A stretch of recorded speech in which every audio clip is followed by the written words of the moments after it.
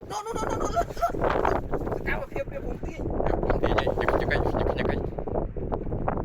Thì nhấc vì tí năng thì bát vì nó được nhấc phần năng đi rồi vào rồi tàu hôi căng của mít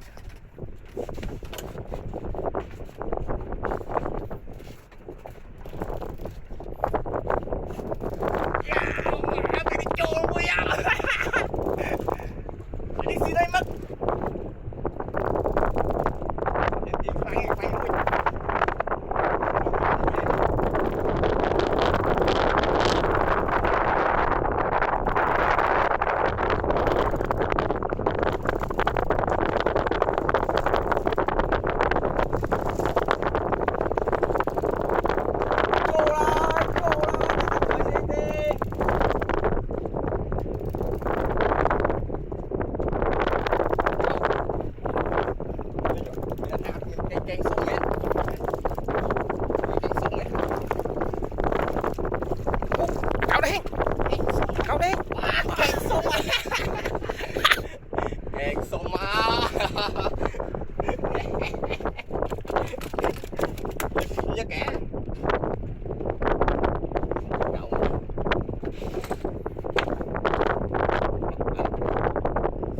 ខ្ញុំអ្នកទាញបាន